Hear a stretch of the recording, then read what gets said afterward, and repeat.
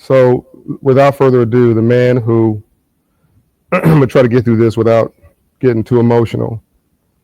Um, we all owe this man a great debt. By the way, it's not just a national virtual town hall. I just got a call from South Africa, from the sixth richest man in Africa, Shrab Masiyiwa, who I believe is joining us.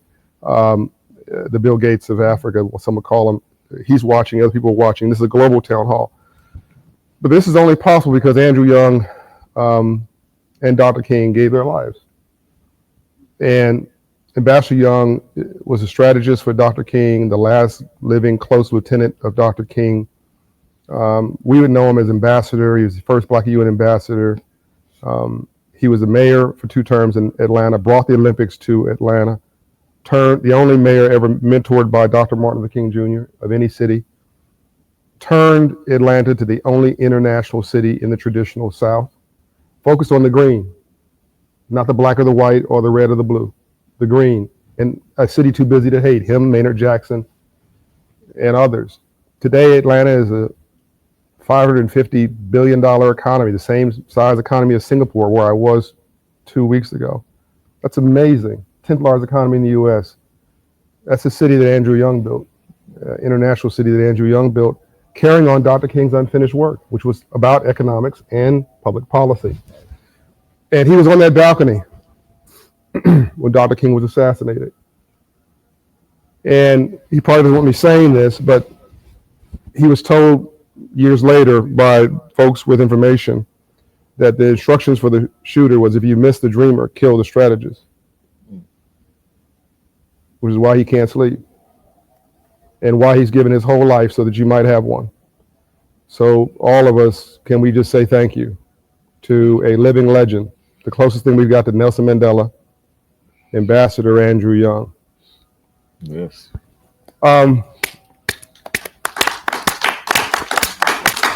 We also have joining us, before Ambassador Young speaks, we have joining us my dear friend, I call her my sister, Dr. Bernice. Now, she is a doctor, Dr. Bernice A. King, who is the daughter of Dr. Martin Luther King Jr., the CEO of the King Center, who works for free.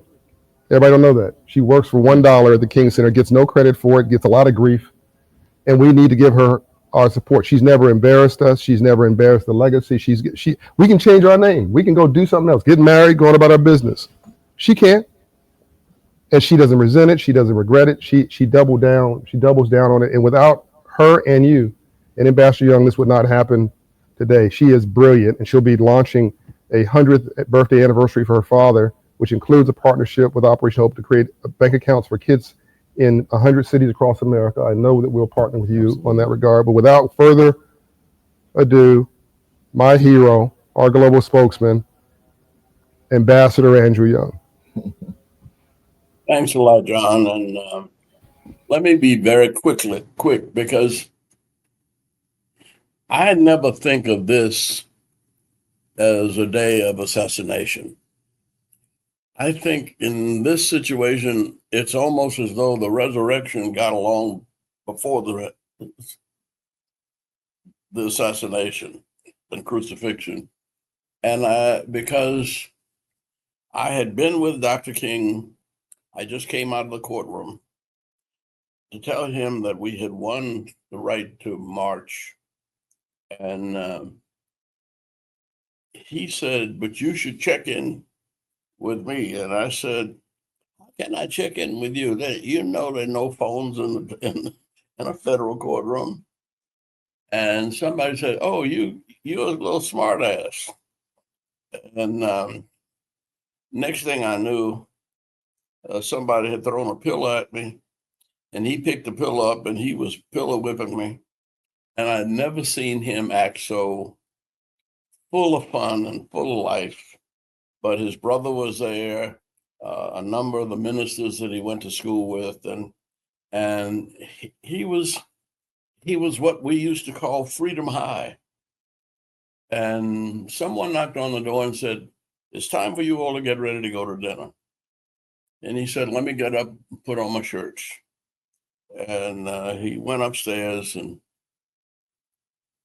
I went behind him, and I tried to tell him that he needed more than a shirt and coat. that he needed a top coat because it was a little chilly that evening. But while he was sitting there, raising his head to check on his view of the weather, the shot rang out. Now, I was there and watching it, but I also had enough education to realize that bullets in those kinds of circumstances travel faster than the speed of sound. So yes, he was shot, but I don't think he ever heard the sound. It severed his spinal cord.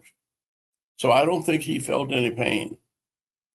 And I saw him laying there in his own blood. But for me, he was not laying there.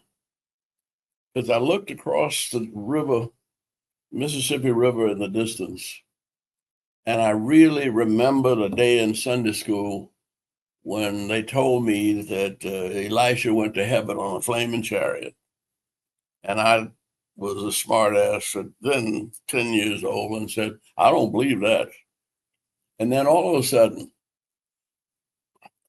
that verse came back to me.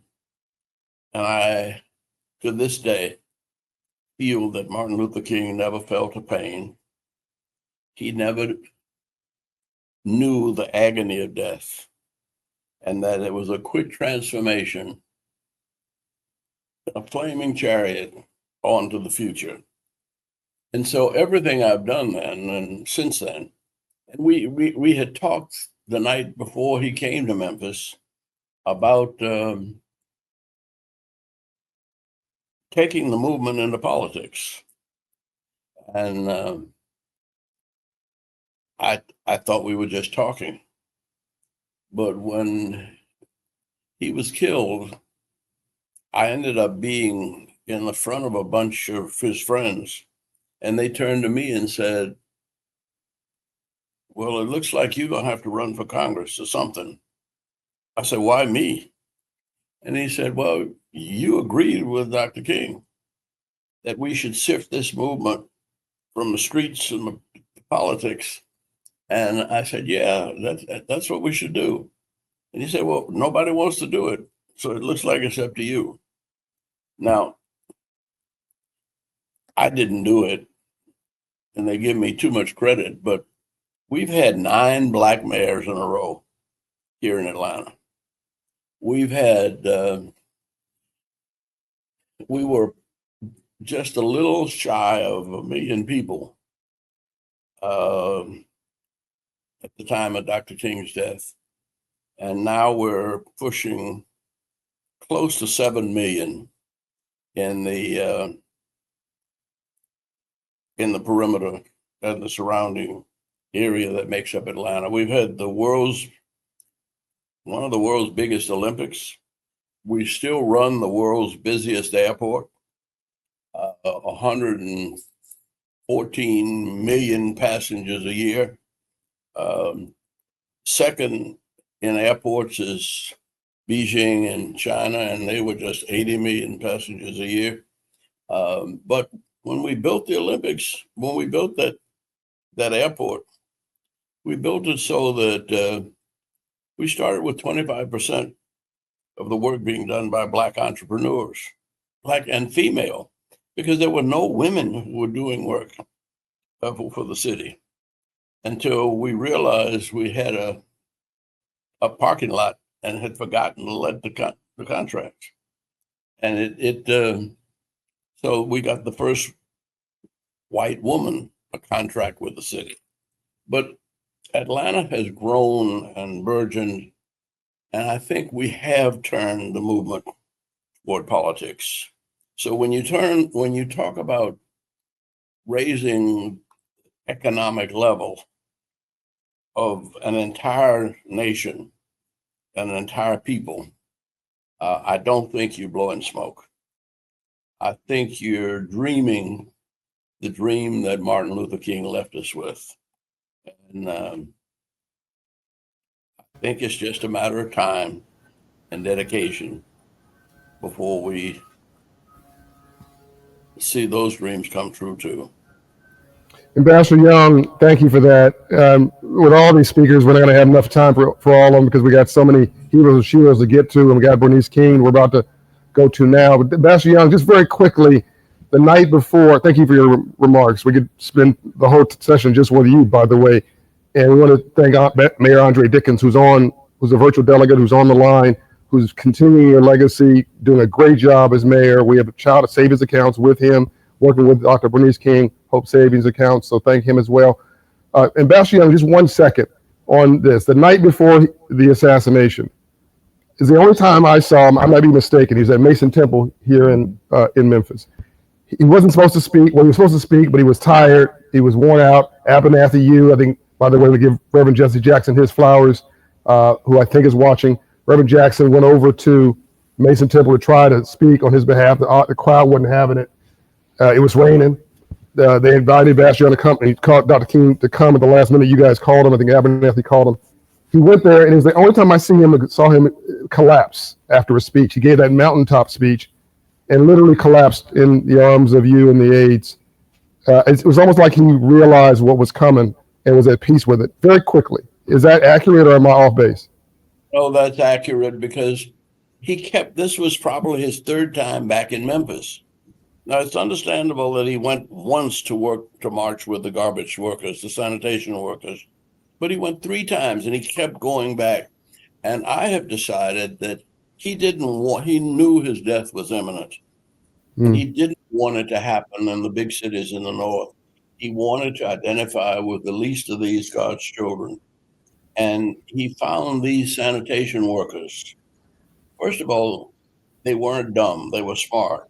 Yeah. In fact, they still run the city garbage systems in Atlanta, in Memphis. And many of them, last time I was there, I met one that was 84 years old, still driving the garbage truck. And I said, why don't you retire? And he said, we never got a retirement out of that struggle.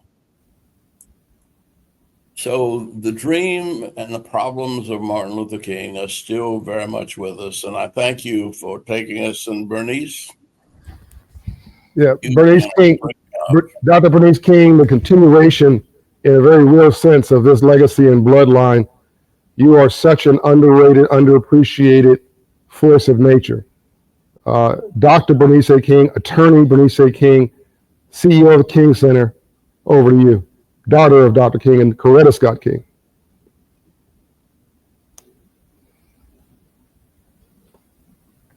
Thank you so much, John. Can you hear me? We can. Okay. Thank you so much. I am honored to be co-convening this with you and Mayor Young and my Uncle Andy, Ambassador Andrew Young. Obviously, today, as always, is a very emotional day for me as the last born child of Reverend Dr. Martin Luther King Jr. But I'm grateful. I'm grateful for the progress we've made, and I'm concerned, as he said on that last night, that we have difficult days ahead. But I'm also hopeful because of what we're doing today. And I think about my mother, Mrs. Coretta Scott King, who really exemplified how to turn grief into a mission. And so today, as we unfortunately remember what happened, we also don't just focus on the man, we focus on the mission. And John, thank you for galvanizing us with the mayor and Ambassador Young, with the influence of Charlemagne the God and Roland Martin as he pushes so many of us. And so I'm joining you today from the King Center in Atlanta, which is the official living memorial to the life, work, and legacy of my father. We are doing the work of trying to help people to navigate through very difficult situations, personally and socially. through the philosophy and methodology of nonviolence. And I'm at the place, which is the final resting place of my parents, and we will be laying a wreath later on at 3:30 Eastern this afternoon. So the work of justice that my father began, as we have said, is unfinished, and the dream that he carried is now ours to move forward. Many of you know that my father spent his life seeking to eradicate what he called the triple evils of poverty, racism, and militarism. However, when most people think of my father, they focus on his work around racial justice, his leadership during the civil rights movement, his powerful words, and his unwavering commitment to dismantling segregation. But few recognize that he was just as fierce in his fight for economic justice and empowerment, that he believed that true freedom required not only equality under the law, but access to fair wages, jobs, and opportunities that could give people control over their financial destiny. We know that 50 years ago, today, my father was assassinated in Memphis, where he had come to stand alongside, as Uncle Andy mentioned, Black sanitation workers who courageously declared, "I am a man, demanding dignity, fair wages, and respect." He stood with them because he understood that knew that labor rights, fair wages, and economic empowerment were not separate from civil rights. They were foundational to justice itself. He recognized that the struggle was not just about labor rights, it was about economic justice, the very foundation of a truly equal society. He declared in his words, the struggle for rights is at bottom a struggle for power, and that we must develop massive action programs to bring about economic reforms that will sustain equality. That's why the work that we're talking about today is so critical and important. He also understood that economic justice meant more than jobs, it meant true empowerment. As he wrote in Where Do We Go From Here, the book that was published shortly before he was assassinated, he warned us that the curse of poverty is not just that people lack money, but that they lack the capacity to control their destiny. That truth remains urgent today as inequality persists, as systems continue to deny opportunity to many based on race, gender, ability, income, and zip code.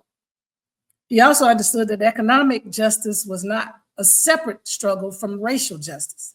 He called them the inseparable twins, knowing that the promise of equality remains hollow when families cannot afford to eat, when laborers are exploited, and when prosperity is concentrated in the hands of a few, while many struggle to survive, and that the struggle for equality cannot be complete until every person, Black, white, brown, has the means to care for their families and participate in the fullness of society.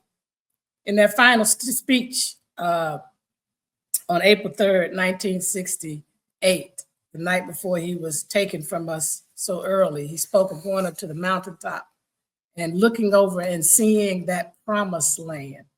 That promised land for him was not simply about racial justice, it was about economic justice, a future where the inseparable twins of racism and poverty were overcome and where all people shared in the wealth of the earth. He knew that a movement for justice had to go beyond integration, it had to demand equity. And so 57 years ago, he was deep in the work of developing a business plan for Black America. His vision was not only about legal rights, but about creating pathways for sustainable economic independence and interdependence. He was crafting an economic infrastructure for Black communities, building a strategy for empowerment, economic self-determination, and financial justice. He knew that racial equality meant little if Black communities lacked access to economic opportunity, if systemic barriers kept them from building wealth and shaping their own future. When he and members of SCLC, the Southern Christian Leadership Conference, launched Operation Breadbasket in 1962, it was about an inclusive economy. He saw the economic exclusion of Black Americans and poor communities as a direct contradiction of the ideals of justice. And through Operation Breadbasket, he challenged corporations to include Black workers in their employment ranks, not just through token hiring, but through real training, skill development, and investment in Black businesses and communities. He understood that to dismantle systemic inequality, Black workers had to be positioned in industries that could transform communities economically. He declared the dignity of the individual will flourish when the decisions concerning his life are in his own hands. When he and the SCLC launched the Poor People's Campaign, which Operation Hope is a part of continuing that work, and also Reverend William Barber, it was an extension of this economic plan. It was designed to bring national attention to the urgent need for economic restructuring, calling for better wages, more jobs, and policies that would ensure long-term financial security for poor communities across racial lines. He knew that poverty was not a matter of individual failure, but a structural issue.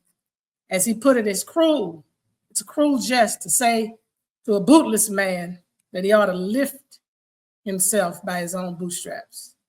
Through the Poor People's Campaign, they sought to eradicate poverty as a moral crisis, a blight on a nation capable of more. And when he stood in Memphis with sanitation workers, he was doing more than supporting a local strike. He was emphasizing a national economic movement. Those men who carried the burdens of your city, Marion, they were denied fair wages and benefits, but they represented millions of Black workers across America facing economic justice. My father's support of their cause was not just about one workplace. It was about building a framework for fair wages, labor rights, and business inclusion that could uplift generations. And on the night before he was assassinated, he made a direct appeal, telling those gathered in Memphis to support Black banks and insurance companies. And here's the most important part. He said, stick together. When he said, if something happens to me, don't stop here in Memphis. Yeah. He was urging us. He was urging America not to abandon the quest for an inclusive economy. And yes, something happened in Memphis 50 years ago today, April 4th, 1968. And tragically, there is unfinished business we must attend to. Today, as we shape the future of economic inclusion, we must look to those industries that will define tomorrow. We'll be talking about that today. Artificial intelligence, automation, and emerging technologies are transforming the workforce. And just as my father fought for Black workers to be trained for new jobs in his time, we must demand that marginalized communities, especially Black and brown communities, are given training and access to jobs in AI and future-focused industry. My mother, Coretta Scott King, carried that vision forward, reminding us that struggle is a never-ending process.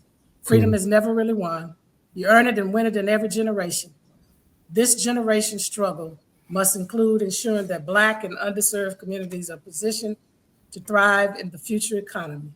So we join together today to carry forward my father's economic business plan, to complete the work he began.